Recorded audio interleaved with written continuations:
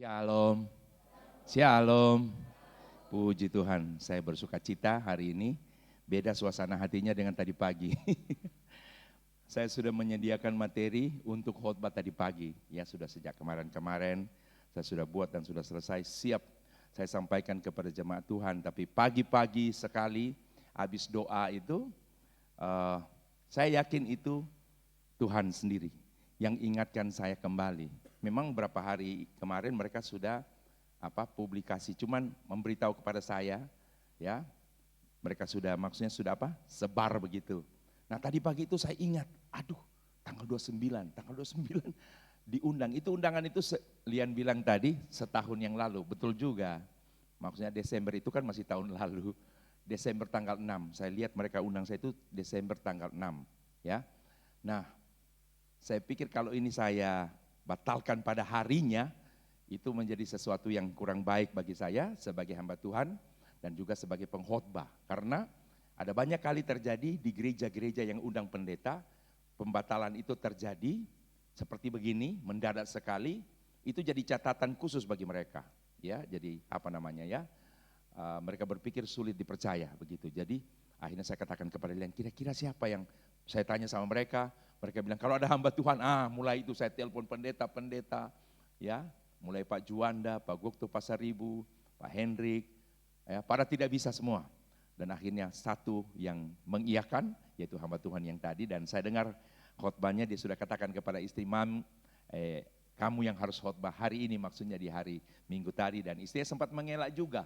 Tapi begitu dengar telepon saya dan dia katakan kepada istri itu kan, berarti memang Tuhan suruh kamu khotbah di sini. Puji Tuhan. Saya yakin tadi pagi Bapak Ibu diberkati oleh Tuhan.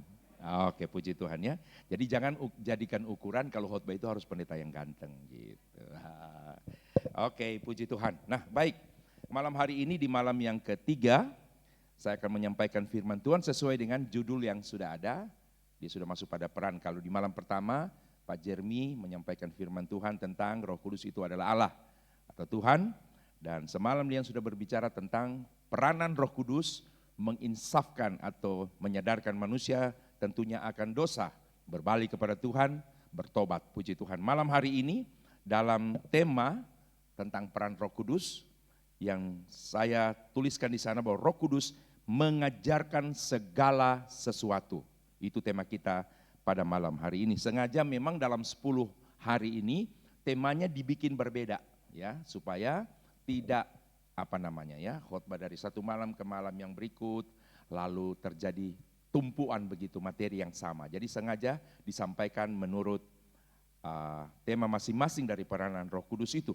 Sekali lagi Roh Kudus mengajarkan segala sesuatu. Kita akan baca dalam Yohanes 14 ayat yang ke-26. Walaupun ayatnya mungkin sama, tetapi kita menyampaikan firman Tuhan dalam tema-tema yang berbeda. Yohanes 14 ayat yang ke-26. Mari kita bangkit berdiri dan kita akan membacakannya. 2-3. Tetapi penghibur yaitu Roh Kudus yang akan diutus oleh Bapa dalam namaku, dialah yang akan mengajarkan segala sesuatu kepadamu dan akan mengingatkan kamu akan semua yang telah kukatakan kepadamu. Puji Tuhan, silakan duduk Bapak Ibu. Tuhan Yesus memberkati. Nah, di dalam firman Tuhan ini terdapat dua hal. Dua hal itu yang merupakan peran Roh Kudus dalam kehidupan kita sebagai gereja Tuhan. Saya ulang, dalam ayat yang sudah kita baca di dalamnya terdapat dua hal tentang peranan Roh Kudus bagi kita gereja Tuhan. Apakah dua peran Roh Kudus yang terdapat dalam ayat ini? Yang pertama mengajarkan ya. Yang kedua mengingatkan. Ini dua hal yang ada di dalamnya dan saya katakan ini merupakan dua hal peran Roh Kudus bagi kita gereja Tuhan. Nah, kalau kita bicara mengenai peran Roh Kudus tentunya tidak terbatas pada dua hal tadi. Hanya mengajarkan lalu mengingatkan. Tetapi masih ada peran yang lain. Katakan saja seperti menghibur, menginsafkan seperti tadi malam, memimpin, kemudian mewahyukan. Itu yang dikatakan Rasul Paulus. Roh Kudus kemudian menguatkan, lalu menolong kita, dan yang lain-lain. Kalau kita mau lebih lebarkan lagi, ada karunia-karunia yang berbeda-beda dari Roh Kudus itu sendiri. Jadi tidak hanya pada mengajarkan dan tidak hanya kepada mengingatkan, tapi dari apa yang sudah saya mukakan masih ada banyak peranan Roh Kudus, puji Tuhan.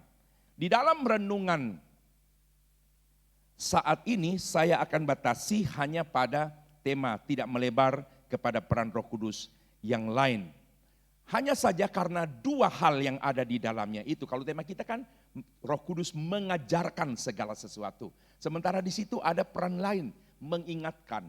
Nah, karena dua hal ini, mengajarkan dan mengingatkan adalah dua hal yang terkait erat dan tidak bisa dipisahkan, maka saya akan menggabungkan saja dua peran ini, yaitu mengajarkan dan juga mengingatkan, puji Tuhan. Sebagai orang percaya, kita punya pedoman hidup tentunya. Kita punya pegangan, ya, jadi pedoman ataupun pegangan hidup. Apa yang menjadi pedoman dan pegangan hidup? Alkitab. Coba semua bilang pedoman hidup saya. Bilang Alkitab. Nah, di dalam Alkitab itu berisikan firman Tuhan, ya. Nah, di dalam firman Tuhan itu terdapat hukum-hukum atau ketentuan dari Allah yang di dalamnya kita harus melakukannya. Jadi pegangan kita Alkitab, di dalam Alkitab berisikan firman Tuhan itu berisikan hukum-hukum atau ketentuan-ketentuan yang sebagai orang percaya kita mau tidak mau harus melakukannya. Lalu dalam katakan saja riset, atau apa istilah riset? Ya, kira-kira begitulah. Di dalam survei lah gitu, pembuktiannya, penelitian maksudnya. Dari hukum-hukum yang ada, yang seharusnya diwajibkan kita orang percaya melakukannya, banyak di antara hukum-hukum itu yang tidak bisa kita mengerti. Atau katakan yang sulit untuk kita mengerti. Ya, jadi hukum Tuhan itu sulit untuk dimengerti, ada banyak. Bahkan saya berani berkata juga ada banyak yang tidak kita mengerti. Kalau sulit mengerti, sulit tapi nanti akhirnya mengerti. Tapi ada bagian-bagian daripada hukum itu yang memang tidak bisa kita mengerti. Nah, terkait dengan keterbatasan kita manusia yang sulit bahkan tidak bisa mengerti hukum-hukum itu, disitulah dibutuhkan peranan Roh Kudus. Katakan amin. Ya. Karena memang kita pada kenyataannya itu sulit kita untuk mengerti dan kita sulit dapat mengerti. Puji Tuhan, ya. Saudara yang saya kasihi di dalam Tuhan, mengapa saya katakan bahwa kita sulit untuk mengerti? Karena memang tidak ada cara lain untuk kita sebagai orang percaya bisa mengerti. Alkitab sudah mengatakan lewat Rasul Paulus, ada yang namanya hal-hal yang sifatnya rohani. Nah, segala sesuatu yang bersifat rohani itu sulit bahkan tidak bisa dimengerti secara jasmani. Hanya Roh Kudus yang ada pada setiap kita, itulah yang bisa membuat kita yang tadinya sulit mengerti, bahkan kita yang tadinya tidak mengerti, bisa mengerti. Katakan amin. Puji Tuhan. Saudara yang saya kasihi di dalam Tuhan, rupanya panjangnya usia kita menjadi orang Kristen, menjadi orang percaya, lebih lagi menjadi jemaat GPDI Efrata yang ada di Wiyung ini, tidak menjamin untuk kita otomatis bisa mengerti firman Tuhan, ya, hukum-hukum Tuhan itu. Lamanya waktu kita menjadi orang, apalagi hanya menjadi orang Kristen, lalu malas datang beribadah, apalagi. Makanya di Manado itu ada opa tua, ya opanya yang sudah tua. Lama tidak ke gereja, cuman waktu sekolah minggu sampai remaja dia setia ke gereja. Lama-kelamaan menjadi menanjak pemuda, hilang dari peredaran. Saudara, dia terlibat dengan minum-minum mabuk-mabukan. Ini, opa tua orang Manado. Saudara, pada satu hari kelak dia sudah usia mencapai sudah mau 80, jalannya udah bongkok, bicara udah gemetar. Lalu cucunya bilang begini, opa ke gereja. Opa bilang, memangnya kenapa? Opa ini sudah tua, udah bau tanah. Jadi ke gereja. Mau ke gereja dengan tidak sama saja toh. Tidak bisa opa. Opa tahu kalau opa mati orang tidak mau datang. Di situ dia tersentuh. Oh jadi kalau opa mati opa tidak ada orang. Iya, lonceng gereja tidak. Pertama dibilang kalau opa mati lonceng gereja tidak berbunyi. Dia bilang peduli amat. Opa mati kasih hanyut saja di sungai, nggak apa-apa. Jangankan lonceng tidak berbunyi. Tapi orang tidak mau datang. Di situ dia tersentuh. Karena tiap orang meninggal kan banyak orang. Lalu dia bilang gini, oh jadi kalau opa mati, opa orang tidak. Karena opa tidak terdaftar di gereja. Ayo sekarang terdaftar, terus opa rajin ke gereja. Dia bilang, sudah kalau gitu ayo kita ke gereja. Nah dibawalah sama cucu-cucunya ke pendeta, gereja lain ya. Bukan gereja Pantekosta. Dibawalah ke sana. Nah, ada syarat untuk mau jadi anggota, lalu mau di CD atau apa, pokoknya dia tidak lakukan itu. Syarat-syarat itu dari dulu.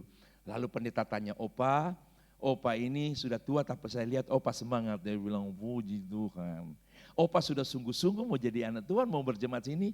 Kalau tidak sungguh-sungguh mana mungkin saya datang. Oke opa, boleh saya tanya? Boleh, tanya saja. Ya sekedar saja untuk syarat ya opa, oke. Tanya saja. Pendeta tanya, opa Alkitab catat, waktu Adam dan Hawa di Taman Eden, itu ditipu oleh iblis. Pertanyaan saya, waktu itu iblis dalam wujud apa? Keluarganya itu di belakang pendeta. Opanya di sana, mereka sengaja bilang gini. Opa enggak tahu ini. Dia sudah tahu dulu tapi dia lupa. Nah, mungkin di sini peran Roh Kudus mengingatkan dia ya. Mereka bilang. Nah dia enggak tahu mau bilang apa. Enggak mungkin mereka bersuara, pendeta pasti dengar. Akhirnya kalau di Manado bilang sogili. Sogili itu belut. Mana ular dalam wujud belut kan tidak. Kalau di Manado itu atau Gorontalo belut itu sogili. Waktu dalam wujud apakah ular waktu itu, keluarganya bilang. Dia bilang sogili. Rupanya pendeta bagi, opa ini walaupun sudah tua, opa ini suka bercanda ya opa ya. Ya betul. Malah pendeta yang bilang, ya ular. Dipikir dia ini cuman ini bercanda saja, bergurau. Oke ular, opa ini memang suka bercanda. Yang kedua opa, waktu Yesus dibaptis di sungai Yordan, dikatakan ketika Yesus keluar dari air, maka datanglah Roh Kudus hingga padanya. Dalam wujud apakah Roh Kudus waktu itu? Mereka begini. Dia tidak tahu bilang apa, dia bilang paniki. Paniki itu apa? Kelelawar itu loh. Bayangkan saja kalau Alkitab menggambarkan Roh Kudus maka datanglah paniki. Bagus, untungnya dibilang burung merpati. Nah saudara, jadi jangankan menjadi orang Kristen ya, usia ini orang yang sudah tidak datang ke gereja. Jadi ada banyak firman yang mungkin dia sudah dengar, kalau ini belum dia tahu, tapi Roh Kudus akan mengajarkan kepada kita. Bilang amin. Kalau dia lupa, maka Roh Kudus akan mengingatkan. Puji Tuhan. Kesimpulannya, tanpa Roh Kudus kita sebagai orang percaya tidak akan pernah dapat mengerti apa yang menjadi kehendak Tuhan. Nah, antara mengerti dan mengetahui itu kelihatan beda-beda tipis. Tapi saya mau katakan berbeda ya. Mengerti dan mengetahui itu berbeda. Dan kita sebagai orang percaya harus berusaha mencapai level mengerti, bukan hanya sampai pada mengetahui. Apa beda daripada mengetahui dan mengerti? Mengetahui itu tahu bahwa Tuhan memerintahkan segala sesuatu kepada kita. Bilang amin. Itu mengetahui. Jadi hukum-hukum, ketentuan itu di dalamnya berisikan perintah-perintah. Jadi yang namanya mengetahui itu tahu, kita tahu ada perintah Tuhan kepada kita. Itu mengetahui. Tapi kalau mengerti, dia tahu apa yang Tuhan perintahkan, dia tahu apa tujuan daripada perintah itu, dia pun tahu apa akibat daripada perintah itu. Itu orang yang mengerti. Beda Jadi bukan cuma beda tipis, tebal ya. Kalau tadi mengetahui sekedar tahu adanya perintah Tuhan untuk kita, tapi mengerti itu tahu ada perintah, tahu apa tujuan daripada perintah, kemudian dia tahu apa akibat daripada perintah itu. Nah, mengapa kita harus mencapai level mengerti?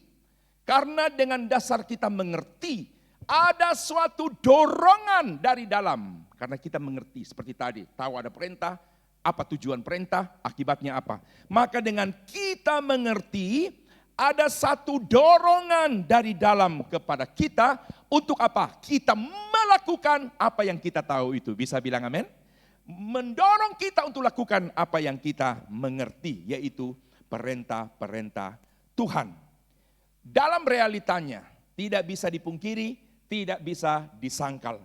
Ada begitu banyak orang yang malas beribadah, tidak mau berbuat sesuatu, malas berdoa, tidak suka mengampuni, tidak suka apalagi mengasihi, ya, tidak suka berbuat sesuatu, tidak ada kepedulian, ya, tidak suka baca Alkitab. Ini realita yang terjadi dalam kehidupan kekristenan. Di setiap gereja pasti ada, bahkan mungkin cenderung banyak. Nah, pertanyaannya begini, apakah mereka-mereka yang tidak suka beribadah, tidak suka berdoa, tidak suka baca Alkitab dan sebagainya itu yang merupakan perintah Tuhan, apakah mereka tidak tahu semuanya itu?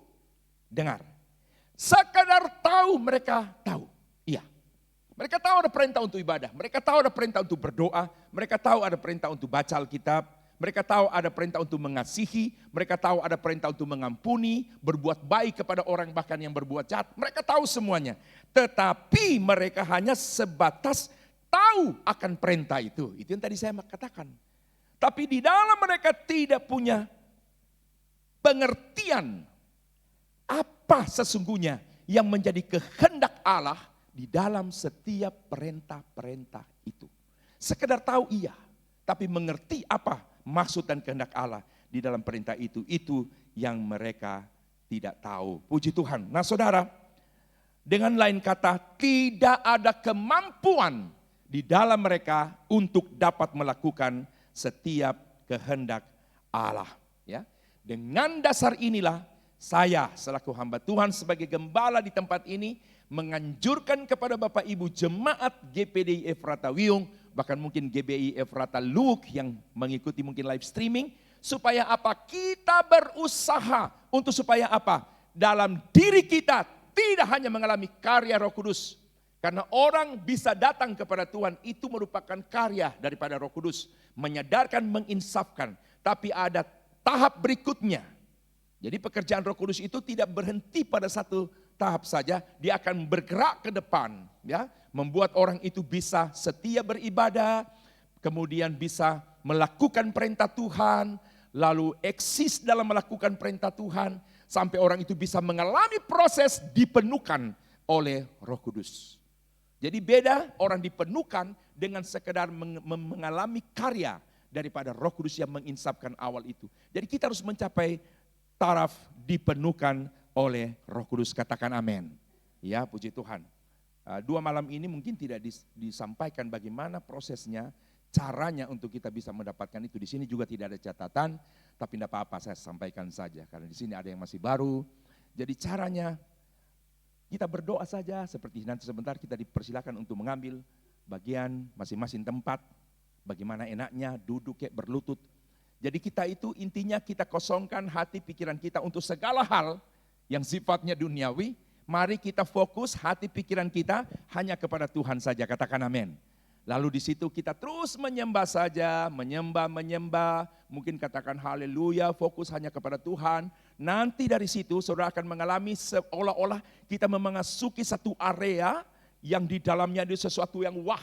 Nah nanti dari yang hanya haleluya itu bisa saja nanti ke depan, saudara mulai keluarkan ada kalimat-kalimat, kata-kata yang tidak engkau sadari, engkau tidak mengerti itu. Dan itu produk daripada Roh Kudus, bisa bilang amin? Tidak seperti yang sekarang-sekarang. Mungkin Ibu Lian sudah pernah tunjukkan ke jemaat, saya juga tidak tahu. Sekarang ini ada bahasa roh yang dibilang, bahasa roh itu dimulai ada awalannya, bahasa roh dengan de. Jadi de. Dia tanya, pernah dengar enggak zaman dulu? Ada orang bahasa roh, itu bahasa roh awalan de. Nanti ditambah satu suku kata lagi, deha. Dia bilang jenderal, mereka punya gereja pakai panggilan jenderal, terjemahkan.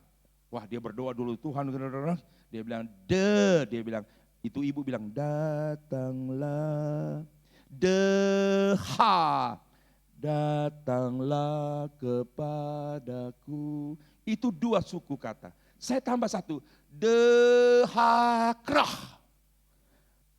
Datanglah di dalam rumahku. Enak Jadi bahasa roh pakai awalan. Jadi kalau dulu kita dengar bilang mau ada kursus bahasa roh, ya ini sekarang ini sudah terjadi. Lalu yang herannya ada dua suku kata, misalnya deka. Dia bilang sini datanglah kepadaku. Nanti dia bilang itu awalan de. Nah sekarang coba kita ambil awalan le. Le. Itu satu kata le. Saya tambah satu suku kata lagi, lekha. Dia terjemahkan, datanglah kepadaku. Loh kok podo? Dua suku kata yang sama, deha. Kok sama dengan leha? Nanti saya punya kakak. Datanglah padaku, manggil aku. Sudah begitu ada lagi khotbah dengan 3 bahasa. Bahasa roh, Indonesia, Inggris. Para hakirikara roh. Firman Allah berkata, Jesus said, the Bible said, begitu ya. Pokoknya, irhor kerikho. Ya dalam hati gini toh aku iso. Ayo mari kita bikin 3 orang di sini, pasti bisa. Ya, kalau cuma sekedar untuk apa istilahnya itu? Supaya dunia tahu, GPD Efrata, wah sekarang hebat. Bisa khotbah 3 bahasa. Daripada begitu mending saya khotbah bahasa Sangir saja. Masih ada orang Sangir yang bisa mengerti. Puji Tuhan. Nah saudara, Roh Kudus akan menjadi guru atas kita. Dan kita akan menjadi murid di hadapan Roh Kudus. Bilang amin. Dia ajarkan kita apa yang kita tidak tahu. Ya, dia ingatkan kita akan apa yang sudah mungkin kita lupa. Ya. Nah yang Tuhan akan ajarkan lewat Roh Kudus kepada kita tentang hal beribadah itu tadi. Itu yang saya maksudkan. Yang tadinya kita tidak mengerti, tapi hadirnya Roh Kudus, dia ajar kita. Sehingga akhirnya kita tahu, oh ada perintah supaya saya beribadah. Apa sesungguhnya tujuan daripada ibadah itu, kita juga tahu. Bagaimana saya harus melakukan, kita juga tahu. Apa konsekuensi logis kalau saya melakukan perintah, kita juga tahu. Jadi kita tahu ada perintah untuk beribadah, kita tahu apa tujuan, itu memuliakan Tuhan, membesarkan Tuhan, meninggikan Tuhan. Akibatnya apa? Roti makanan diberkati, air minuman diberkati, penyakit dilalukan, bilang amin. Dan sebagainya, dan sebagainya. Jadi include sudah orang yang mengerti firman Tuhan ya. Kita juga tahu ada perintah untuk menolong. Ya. Apa itu menolong? Tujuan kita menolong apa? Akibat daripada kita menolong, puji Tuhan. Mengampuni, mengasihi, sama saja. Jadi kita diajar oleh Roh Kudus. Ya. Jadi sekali lagi Roh Kudus akan mengajar kita apa hal itu beribadah, menolong, mengasihi, mengampuni, dan sebagainya. Dengan itu kita mengerti, selanjutnya kita pasti melakukannya. Bilang amin lagi. Karena hanya orang yang mengerti apa yang menjadi perintah Tuhan. Hanya merekalah yang pasti melakukan. Tidak mencapai tahap mengerti, hanya tahu saya sanksi 1000%. Kalaupun kita lakukan tanpa pengertian, pada satu hari akan berakhir. Ya, nah itu tentang hal Roh Kudus mengajar kita. Yang kedua, mengingatkan. Ya, mengingatkan. Peran kedua Roh Kudus mengingatkan apa yang sudah Yesus katakan. Kan dikatakan tadi, mengajarkan segala sesuatu di ayat, mengingatkan apa yang telah aku katakan kepadamu. Jadi itu peran kedua daripada Roh Kudus yang sebetulnya terkait erat. Apa yang sudah kita dengar, yang sudah Tuhan sampaikan, dan mungkin kita melupakannya. Nah, peran Roh Kudus mengingatkan kembali apa yang mungkin sudah kita lupa. Sebagai makhluk yang lemah dan terbatas, kita harus mengakui dalam kedalaman hati ini secara jujur bahwa ada banyak kali kita lupa akan firman Tuhan. Apa yang sudah Tuhan katakan, kita lupa. Nah, di saat itulah saya katakan fungsi dan peran Roh Kudus yang kedua, dia mengingatkan kembali kepada kita apa yang sudah kita lupa. Sehingga dengan diingatnya kembali, maka kita kembali menjadi anak Tuhan yang melakukan apa yang dulu mungkin sudah kita abaikan sebagai akibat daripada kita melupakannya. Tanpa Roh Kudus, hidup kita akan tersesat. Saya pastikan tanpa Roh Kudus memenuhi kehidupan kita, satu hari kelak hidup kita akan tersesat. Kenapa? Karena kalau saja kita terus lupa akan apa yang Tuhan perintahkan, maka dipastikan jalan kehidupan kita akan menyimpang. Kita akan keluar dari rel kebenaran firman Allah. Kita akan lepas dari koridor firman Tuhan. Itu satu hal yang pasti. Jadi kalau kita perhatikan dari apa yang sudah kita baca dan saya sudah kemukakan, ada dua permasalahan hidup kita di sini. Yang pertama, tidak mengerti. Yang kedua, lupa. Ya, jadi dua persoalan kita. Tetapi dari dua persoalan di sini kita bersyukur ada dua solusi yang diberikan oleh Roh Kudus. Solusi yang pertama, bagi yang tidak mengerti diajar, bilang amin. Dan bagi yang lupa diingatkan kembali. Ya, puji Tuhan, pemusik boleh tampil saja ke depan. Yesus ajar apa yang tidak kita tahu dan Yesus mengingatkan apa yang kita lupa. Tuhan Yesus memberkati. Oh, sorry.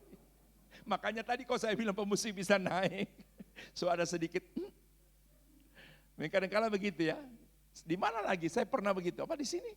Oh, di sini juga ya. Oh, rupanya ini pelajaran. Kalau khotbah harus lihat seluruh permukaan. Termasuk mereka. Atau kalau perlu lihat di mimbar, siapa tahu WL-nya enggak turun. Oke, penuhi sekarang Tuhan. Puji Tuhan ya. Jadi Bapak Ibu ambil posisi. Ya, duduk. Ada bisa duduk, bisa sujud, pokoknya bebas lah. Ya. Bagaimana apa? Legahnya Bapak Ibu untuk mengambil posisi. Penuhi